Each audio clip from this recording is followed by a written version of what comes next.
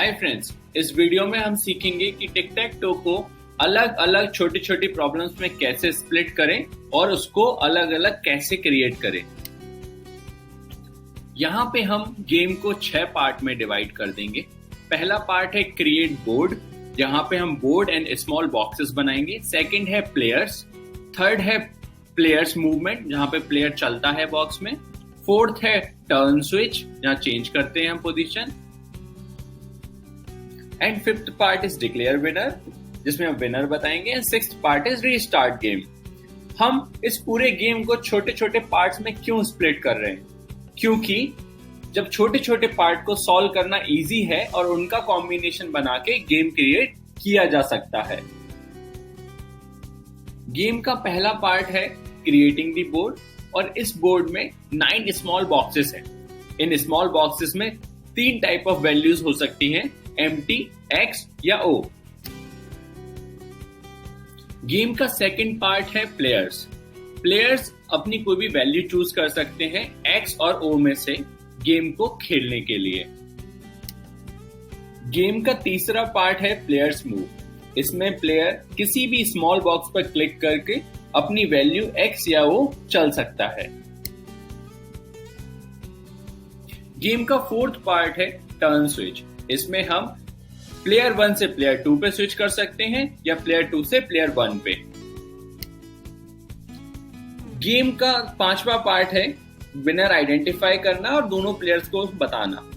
तो हम winner identify करने के लिए 3 कॉम्बिनेशन हम साइड बाय साइड देख सकते हैं, 3 कॉम्बिनेशन हम खड़े में देख सकते हैं एंड 2 कॉम्बिनेशन हम क्रॉस में देख सकते हैं। अगर वो कॉम्बिनेशन होती है तो विनर आइडेंटिफाई हो।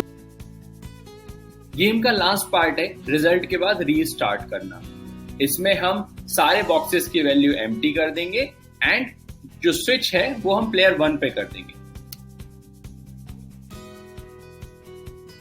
यहां आप वीडियो में देख सकते हैं कि कैसे हमने सारे छोटे छोटे पार्ट्स को मिलाकर एक गेम कंप्लीट कर लिया। उसी तरीके से हम किसी भी प्रॉब्लम स्टेटमेंट को छोटे पार्ट में डिवाइड करके फिर इसको सॉल्व करके एक बड़ी प्रॉब्लम सॉल्व कर सकते हैं। गेम एनालिसिस करने एंड उसको 6 पार्ट में डिवाइड करने के बाद गेम डेवलपमेंट स्टार्ट करते हैं बाय क्रिएटिंग दी बोर्ड। जैसे कि हमको गेम के रूल से पता है कि ये स्मॉल बॉक्स में 3 वैल्यू स्टोर हो सकती हैं, एक्स एंड ओ प्लेयर की वैल्यूज के लिए एंड एम्प्टी यानी कि खाली गेम के पहले। तो हम स्मॉल बॉक्स को एक कंटेनर मान सकते हैं जिसमें कोई भी वैल्यू स्टोर की जा सकती है। जैसा कि हमने कोर्स इंट्रो टू कोडिंग में पढ़ा है कि वेरिएबल एक कंटेनर होता है जिसमें हम कोई भी वैल्यू स्टोर कर सकते हैं। इसलिए हम एक वेरिएबल क्रिएट करेंगे जिसमें एक्स, ओ या एम्प्टी वैल्यू स्टोर कर सकें। अब हम सारे बॉक्सेस के लिए वेरिएबल क्रिएट करेंगे एंड उसको एक रेलेवेंट नाम देंगे। और हमने लास्ट कोर्स में पढ़ा है कि एक रेलेवेंट नाम देना क्यों जरूरी है किसी वेरिएबल को, क्योंकि हम उसके नाम से ही पहचान सकें कि वेरिएबल क्या है। तो इन वेरिएबल्स का नाम होगा board box with number of box. अभी हम एक एग्जांपल लेते हैं जिसमें हम एक वेरिएबल क्रिएट करेंगे बोर्ड बॉक्स 5 और उसका इनिशियल वैल्यू देंगे हम एम्प्टी। बिकॉज हमने पढ़ा है वेरिएबल का सबसे पहले एक रेलेवेंट नाम देना चाहिए, फिर एक इनिशियल वैल्यू देना चाहिए जो कि है एम्प्टी। अब हम बोर्ड बॉक्स 5 का एग्जांपल लेते हैं जो कि हमको सारे बॉक्स के लिए रिपीट करना है। तो हम उसको पहले इनिशियल वैल्यू देंगे एम्प्टी और उसको कोड अरीना में ड्रैग कर देंगे। इसको कोड अरीना में ड्रैग करके जब हम प्ले करेंगे तो वो 5th वाले बॉक्स को इनेबल कर देगा। ये हमें सारे बॉक्सेस के लिए करना है। एक बात हमको जो ध्यान रखनी है, हमको वेरिएबल सारे बॉक्सेस के लिए बनाना है। तो एक एक करके आप बॉक्स नंबर चूज करते जाइए, जैसे कि बोर्ड बॉक्स 1, 2, 3। उसके बाद आप उसकी इनिशियल वैल्यू दीजिए एम्प्टी और उनको कोड अरीना में ड्रैग कर दीजिए।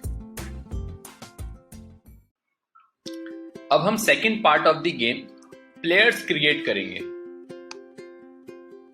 जैसा कि हमको पता है 2 प्लेयर्स इस गेम को खेल सकते हैं, तो उनका हम नाम दे देते हैं प्लेयर 1 एंड प्लेयर 2। ऑल्सो यहाँ पे 2 वैल्यूज हैं एक्स एंड ओ। अगर प्लेयर 1 ने वैल्यू x ले ली है तो प्लेयर 2 को o लेनी पड़ेगी। अब x और o की वैल्यू को स्टोर करने के लिए हमको दो वेरिएबल बनाने पड़ेंगे जिनका नाम है player1 और player2, क्योंकि हमको एक रेलेवेंट नेम देना है। तो हम ये भी कह सकते हैं कि x वैल्यू से हम इनिशियलाइज कर रहे हैं player1 को और o वैल्यू से इनिशियलाइज कर रहे हैं player2 को। प्लेयर्स के वेरिएबल बनाने के बाद हमको एक वेरिएबल बनाना पड़ेगा जो डिसाइड करेगा कि कौन सा प्लेयर चलेगा। तो उस वेरिएबल का हम नाम रखेंगे करंट प्लेयर, जो कि player1 और player2 की वैल्यू स्टोर कर सकता है। एक बहुत ही इंटरेस्टिंग बात है नोट करने के लिए कि करंट प्लेयर में हम स्टोर करते हैं दो values player1 and player2, and player1 and player2 भी वेरिएबल्स हैं जिसमें वैल्यू स्टोर्ड है x एंड o। तो करंट प्लेयर वैल्यू ले सकता है एज x या फिर o। इसको अच्छे से समझते हैं। player1 की वैल्यू है x और player2 की वैल्यू है o, क्योंकि दोनों की वैल्यू सेम नहीं हो सकती है। एंड करंट प्लेयर की वैल्यू है player1 या फिर player2। तो करंट प्लेयर की वैल्यू हो सकती है या तो x या फिर o। देखते हैं इसको कोड अरीना पे कैसे करेंगे। सबसे पहले player1 की वैल्यू चूज करेंगे, लेट्स से x चूज किया, देन player2 की वैल्यू चूज करेंगे o, देन उसको हम ड्रैग कर देंगे कोड अरीना में। फिर हम करंट प्लेयर की वैल्यू चूज करेंगे, लेट्स से player1, और हम उसको ड्रैग कर देंगे। इस तरह से हमने तीन वेरिएबल क्रिएट किए, player1, player2 and current player, and उसको कोड अरीना में मूव कर दिया। अब हमने गेम के दो पार्ट कंप्लीट कर लिए हैं, एक तो boxes by creating board box variable and दूसरा players by creating players and current player variable. अब हम गेम का थर्ड पार्ट बनाएंगे जिसका नाम है परफॉर्म प्लेयर्स मूव। गेम के इस पार्ट में हम सीखेंगे कि बॉक्स की वैल्यू एम्प्टी से x या फिर o में कैसे चेंज होती है। बॉक्स की वैल्यू चेंज करने के लिए हम बॉक्स पर क्लिक करेंगे। क्लिक करने से हम perform players move function call कर रहे हैं और इस फंक्शन को पूरा करने के लिए हमको उसमें कंडीशंस अपडेट करनी पड़ेंगी, जो कि हम इफ और एल्स के फॉर्म में करेंगे। ये function perform players move already create कर दिया गया है, बट इस फंक्शन को कंप्लीट करने के लिए हमको इसमें कुछ कंडीशंस अपडेट करनी पड़ेंगी। वो कंडीशंस इफ और एल्स के फॉर्म में है, जो कि मैं आपको आगे बताने वाला हूं। फंक्शन की कंडीशंस के अकॉर्डिंग अगर player1 बॉक्स नंबर 1 पे क्लिक करता है तो उसको player1 की वैल्यू बॉक्स नंबर 1 में अपडेट करनी पड़ेगी, जैसे कि लेट्स से x, और ये सेम सारे बॉक्सेस के लिए होगा अगर हम उस पर क्लिक करते हैं। जानते हैं इफ एल्स कंडीशन कैसे काम करती है। अगर हम बॉक्स 1 पर क्लिक करेंगे तो उसमें करंट प्लेयर की वैल्यू अपडेट कर दें, अदरवाइज नेक्स्ट बॉक्स के लिए चेक करें। अगर हम बॉक्स 2 पे क्लिक करते हैं तो वहां अपडेट कर दे, अदरवाइज नेक्स्ट बॉक्स के लिए चेक करें।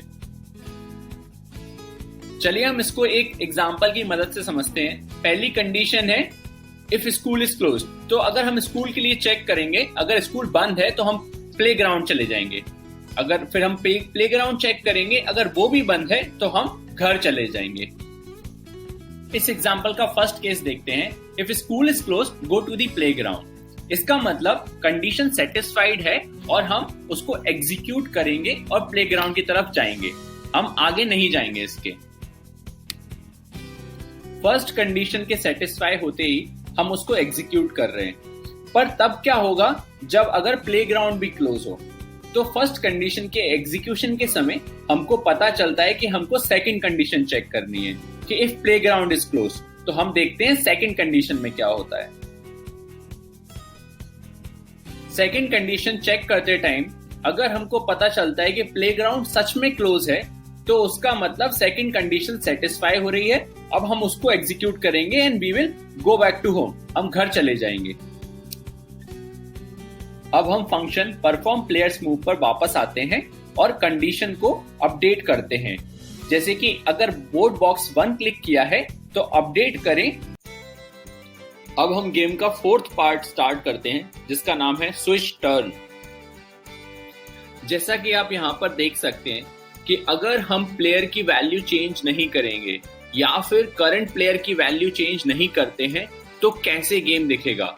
हम एक ही वैल्यू को हर बॉक्स में चलते जाएंगे। तो यहाँ पर हम एक स्विच क्रिएट करेंगे जो करंट प्लेयर की वैल्यू चेंज करेगा। यहाँ पर हम एक फंक्शन क्रिएट करेंगे जिसका नाम है switch player turn, because function एक सेट ऑफ इंस्ट्रक्शन है जो कि फंक्शन को कॉल करने पे हम सारे इंस्ट्रक्शन एक साथ यूज कर सकते हैं। तो करते हैं फंक्शन क्रिएट। यहां हमने आपके लिए एक खाली फंक्शन क्रिएट किया है, इसमें कंडीशंस लगाकर आपको कंप्लीट करना है। तो कंडीशंस इफ और एल्स के फॉर्म में है। तो उस कंडीशन में अगर करंट प्लेयर 1 है तो उसको अपडेट करना है प्लेयर 2, एंड अगर प्लेयर 2 है तो अपडेट करना है प्लेयर 1। चलिए इसको कोड अरीना में करते हैं। सबसे पहले फंक्शन को ड्रैग करेंगे, फिर कंडीशंस को ड्रैग करेंगे, उसके बाद कंडीशंस अपडेट करेंगे। अगर करंट प्लेयर की वैल्यू प्लेयर 1 है तो अपडेट करना है प्लेयर 2, और अगर प्लेयर 2 है तो अपडेट करना है प्लेयर 1। अब हमने कंडीशंस अपडेट करके फंक्शन कंप्लीट तो कर लिया है, पर अब हमको फंक्शन को कॉल करना है। तो इस फंक्शन को हम कॉल करेंगे परफॉर्म प्लेयर्स मूव में, क्योंकि परफॉर्म प्लेयर मूव करने के बाद ही कोई भी प्लेयर की टर्न स्विच होती है। तो हम इस फंक्शन को वहां पर कॉल करेंगे। जैसा कि आप देख सकते हैं यहाँ पर कि स्विच प्लेयर टर्न फंक्शन को हम कॉल कर रहे हैं परफॉर्म प्लेयर्स मूव में, जिससे कि हमारे करंट प्लेयर की वैल्यू चेंज हो जाएगी और वी कैन से कि हमारे प्लेयर स्विच हो जाएंगे। आप लोग सोच रहे होंगे कि अगर हमने स्विच प्लेयर टर्न को कॉल किया है तो हमने परफॉर्म प्लेयर्स मूव फंक्शन को कॉल क्यों नहीं किया। तो वो उस फंक्शन को हमने आपके लिए कॉल कर दिया है by clicking on the box. तो क्लिक करने से वो कॉल हो रहा है। इस स्टेप में हमने सीखा कि स्विच टर्न लॉजिक कैसे बनाना है। नेक्स्ट स्टेप में हम सीखेंगे कि विनर्स लॉजिक कैसे बनाना है। तो अब स्विच टर्न लॉजिक खुद से बनाइए और देखिए कैसे वर्क करता है। अब हम गेम का बहुत ही इंपॉर्टेंट पार्ट बनाएंगे जो है विनर लॉजिक। इस पार्ट विनर के भी 2 पार्ट हैं। सबसे पहले पता करना कि विनर कौन है, मतलब आइडेंटिफाई दी विनर। सेकंड, बताना कि कौन विनर है, मतलब डिक्लेयरिंग दी विनर। तो हम अब दोनों पार्ट्स एक एक करके सीखेंगे। विनर कौन है ये हमको किसी भी मूव के बाद पता चल सकता है, इसलिए हमको हर मूव के बाद चेक करना है कि कौन विनर है। इसलिए हम एक फंक्शन क्रिएट करेंगे जो कि हर मूव पे कॉल करेंगे चेक करने के लिए कि विनर कौन है। इस फंक्शन के अंदर कुछ कंडीशंस होंगी जो कि गेम के रूल के अकॉर्डिंग डिफाइन की गई हैं। इस कंडीशन से हमको चेक करना है कि विनर कौन है। तो वो कंडीशन क्या होंगी? वो कंडीशन है कोई भी 3 x साथ में आ जाए या फिर 3 o साथ में आ जाए। तो चेक करते हैं कि हमको किस किस तरीके से 3 x एक साथ मिल सकते हैं या 3 o एक साथ मिल सकते हैं। तो ऐसे 8 तरीके हो सकते हैं जिससे हमको 3 x या फिर o एक साथ मिल सकते हैं। फंक्शन के अंदर हमको सारी कंडीशंस एक एक करके चेक करनी होगी। एक भी सेटिस्फाई करती है तो हमको विनर आइडेंटिफाई हो जाएगा। तो देखते हैं सारी 8 कंडीशंस। इन 8 कंडीशंस में 3 horizontal, 3 vertical and 2 cross conditions होंगी। तो आइए देखते हैं कि कोड अरीना में हम इनको कैसे लिखेंगे। कोड अरीना में सबसे पहले हम फंक्शन को ड्रैग करेंगे, उसके बाद कंडीशंस को ड्रैग करेंगे। जैसे कि हम फर्स्ट कंडीशन में देख सकते हैं box 1 equals to board box 2 equals to board box 3। इसका मतलब है जिसने बोर्ड बॉक्स 1, 2, 3 में चला है वो विनर है। तो हमारा विनर आइडेंटिफाई हो गया।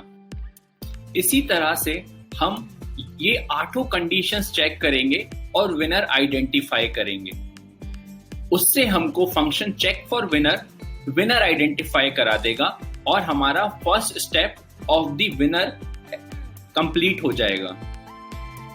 जब ये check for winner function complete हो जाएगा, हमको हर मूव पर ये चेक करना होगा कि विनर कौन है। इसका मतलब हम इस फंक्शन को कॉल करेंगे player performs movement after every turn. हमको इसमें एक इंपॉर्टेंट बात याद रखनी है कि पहले हम विनर चेक करते हैं, उसके बाद हम टर्न स्विच करते हैं, क्योंकि अगर विनर आइडेंटिफाई हो गया तो गेम खत्म हो जाएगा। इसलिए जो फंक्शन चेक फॉर विनर है वो स्विच प्लेयर टर्न के ऊपर आएगा। हमको एक और इम्पॉर्टेंट चीज याद रखनी है कि तब क्या होगा जब 8 में से एक भी विनिंग कंडीशन फॉलो नहीं होगी एंड सारे बॉक्सेस में कुछ ना कुछ वैल्यू होगी। उस समय हम क्या करेंगे और क्या आउटपुट होगा। इस केस में गेम ड्रॉ हो जाएगा क्योंकि दो चीजें हुई हैं। एक तो 8 में से एक भी विनिंग कंडीशन फॉलो नहीं हुई है, सेकंड सारे बॉक्सेस में कुछ ना कुछ वैल्यू है। इस केस में हम गेम को ड्रॉ डिक्लेयर करेंगे। इसके बाद हमारा first part of the winner complete हो जाएगा। अब हमारा सेकंड पार्ट है डिक्लेयर द विनर। उसके लिए हमको प्लेयर आइडेंटिफाई करना पड़ेगा जिसने 8 में से किसी एक कंडीशन को फॉलो करके विनर बना है। तो विनर पता करने के लिए हमको देखना पड़ेगा कि वो कौन सी वैल्यू है जो विनिंग कॉम्बिनेशन बना रही है। अगर वो X है तो वो प्लेयर 1 हो जाएगा, अगर वो O है तो प्लेयर 2 हो जाएगा। इस तरह से हमको विनिंग प्लेयर पता चल जाएगा।